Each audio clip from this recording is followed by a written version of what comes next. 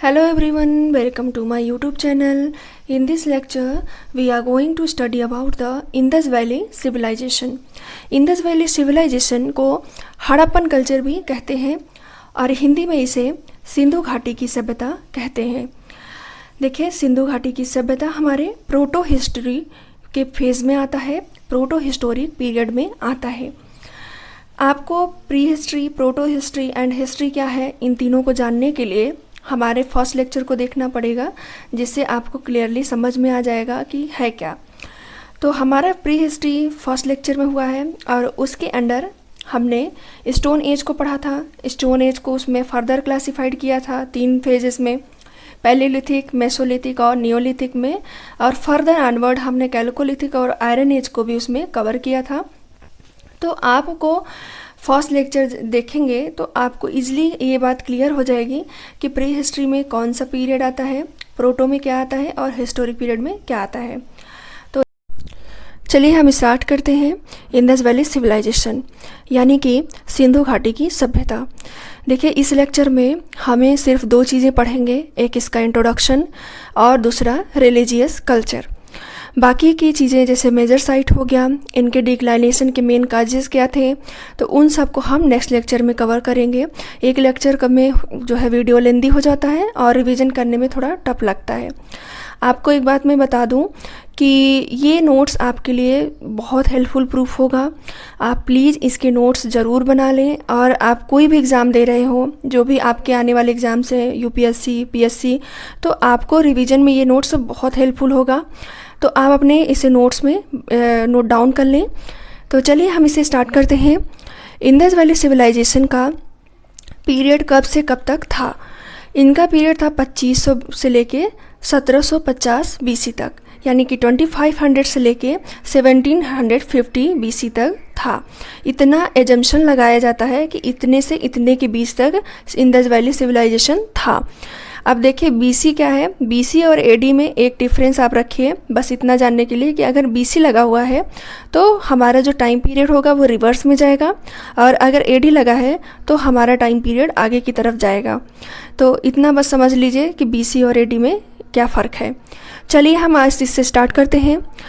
Based on the discovery of seals at Harappa by Dayaram Sahni in 1921 and similar seals found at Mohenjodaro by R.D. Banerjee, Rakhaldas Banerjee के द्वारा, दोनों लोगों की ने क्या पाया था, एक सील्स पाया था। सील्स यानी कि शिला पाया था कि एक शिला पाए थे हड़प्पा से पाया गया था बाय दयाराम साहनी और 1921 में, और दूसरा सील पाया गया था मोहनजोदारो में बाय द रखलदास बनर्जी।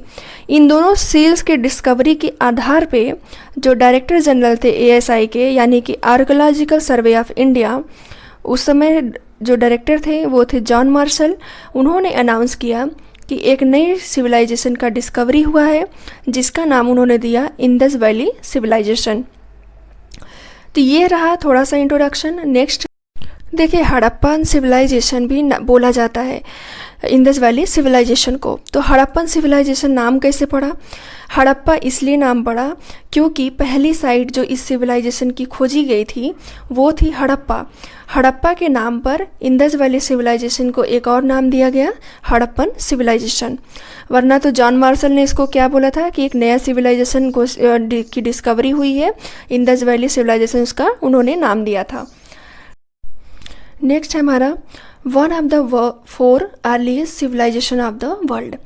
देखिए, दुनिया की प्राचीन 4 सभ्यताएं कौन कौन सी थी और वो किस नदी के किनारे फ्लरिश हुई थी या पनपी थी, उन्हें हम देखेंगे। देखिए, Indus valley civilisation flourish on the bank of Indus river, and Egyptian civilisation on the bank of Nile नदी, and China civilisation on the bank of Hwang Ho river, and Mesopotamian civilization on the bank of Tigris and the Euphrates। Tigris and Euphrates 2 नदियां हैं, इन नदी के किनारे Mesopotamian civilisation का flourishment हुआ था। देखिए, ये पूरा चैप्टर आपका फैक्चुअल है। हम तो यही कहेंगे कि आप इसका नोट्स बना लें, और जिससे आपको एग्ज़ाम टाइम में रिवीजन में हेल्प हो जाए, अलग से कोई बुक्स या नोट्स पढ़ने की ज़रूरत ना पड़े। तो आपके जो भी आने वाले एग्ज़ाम्स हैं, आई होप ये नोट्स आपके लिए 100% फ्रूटफुल हो और होगा भी। तो सो आप इसे टाइम बचाने के लिए हम तो यही कहेंगे कि इसे नोट्स। हम नेक्स्ट पढ़ते हैं, Mesopotamian and Egyptian civilization are contemporary to Indus valley civilization. Next है कि first European to discover and document the Harappan ruins, वो कौन थे? वो थे चार्ल्स मैशन। पहला जो यूरोपियन थे, उन्होंने डिस्कवर किया था और उसका डॉक्यूमेंट्री भी बनाया था। हड़प्पन र्यून्स का जो हड़प्पन अवशेष थे उनका डॉक्यूमेंट्री बनाने वाले पहले यूरोपियन कौन थे? चार्ल्स मैसन पहले यूरोपियन बने थे डॉक्यूमेंट्री बनाने वाले। नेक्स्ट हमारा Indus valley civilization was an earliest known urban civilization. देखिए, इंडस वैली सिविलाइजेशन हमारा अर्बन सिविलाइजेशन के लिए भी जाना जाता है। इनका शहरी रहन सहन था। तो दुनिया का सबसे पुराना अर्बन सिविलाइजेशन कौन सा है? इंडस वैली सिविलाइजेशन है। जबकि जो आर्यन सिविलाइजेशन थे, आर्यन जो रहते थे वो गांवों में रहते थे, उनकी सिविलाइजेशन रूरल सिविलाइजेशन थी। तो इतना समझ आ गया। चलिए नेक्स्ट बढ़ते हैं। Sources of knowledge about culture is archaeological excavation. देखिए, ये MCQ में पूछा था कि हड़प्पन कल्चर के बारे में हमें कहाँ से पता चलता है। तो हड़प्पन कल्चर का जो हमें नॉलेज मिलता है, ज्ञान मिलता है, वो कहाँ से मिलता है? आर्कियोलॉजिकल एक्सकवेशन से। जो खनन हुआ था, जो खुदाई हुई थी हड़प्पा की, उससे पता चला था कि ये इंडस वैली सिविलाइजेशन नाम का कोई सिविलाइजेशन भी दुनिया में था। तो आर्कियोलॉजिकल एक्सकवेशन से हमें नॉलेज मिलता है। नेक्स्ट पढ़ते हैं कि Harappans were known to silver. देखिए, यहाँ पे भी क्वेश्चन ये आया था कि दुनिया में सबसे पहले सिल्वर का ज्ञान किसे हुआ था? सबसे पहला नॉलेज इसे में हड़प्पन को हुआ था। जो हड़प्पन लोग थे उन्हें सिल्वर का नॉलेज था।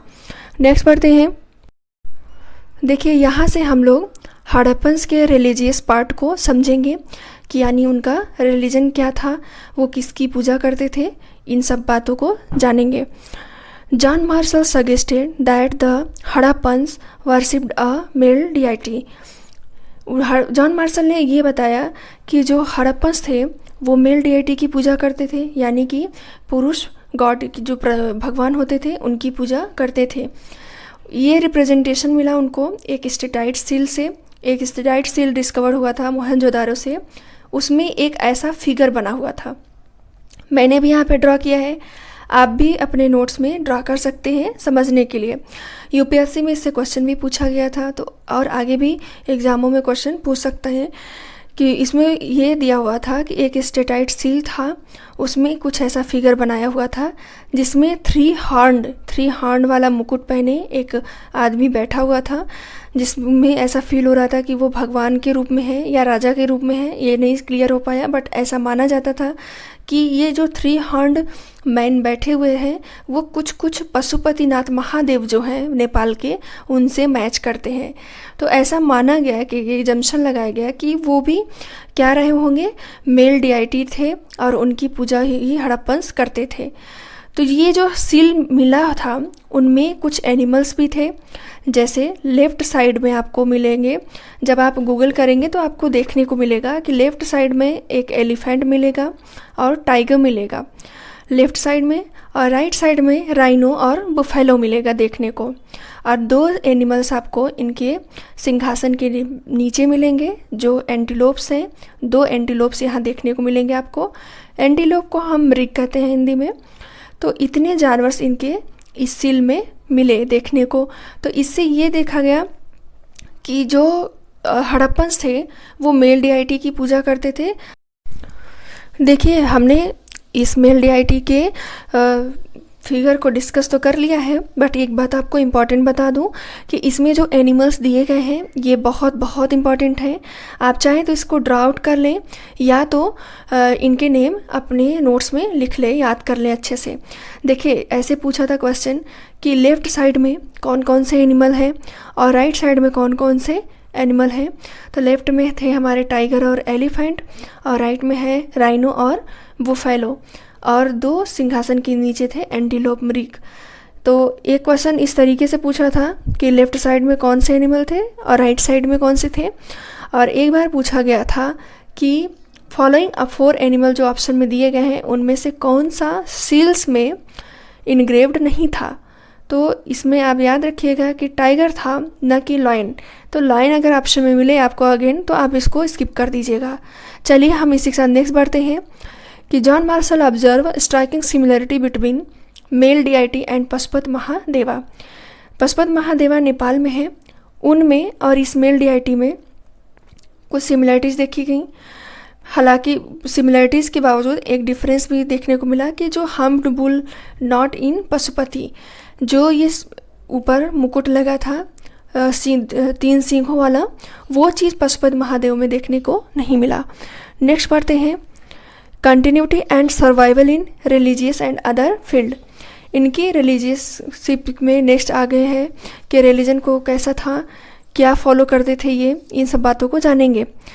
देखिए, they worshipping trees and animal such as peepal and humped bull. वो लोग जानवरों और पेड़ पौधों की पूजा करते थे, जैसे पीपल हो गया और बुल हो गया, इनकी पूजा करते थे। नेक्स्ट था कि वर्शिपिंग मदर गॉडेस, ये मदर गॉडेस की पूजा भी करते थे, जैसे दुर्गा और काली। ये वर्शिपिंग फायर, यानी कि ये आग की भी पूजा करते थे, मदर गॉडेस की भी पूजा करते थे और ट्रीज एंड एनिमल की भी पूजा करते थे।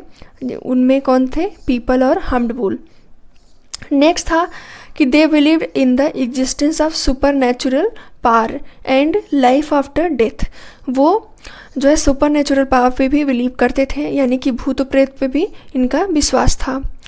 और नेक्स्ट है हमारा कि ये फेलो वर्शिपर थे, यानी कि लिंगों की पूजा किया करते थे, क्योंकि जब एग्जीक्यूशन हुआ ना तो बहुत सारे लिंगों की को पाया गया एग्जीक्यूशन साइट से।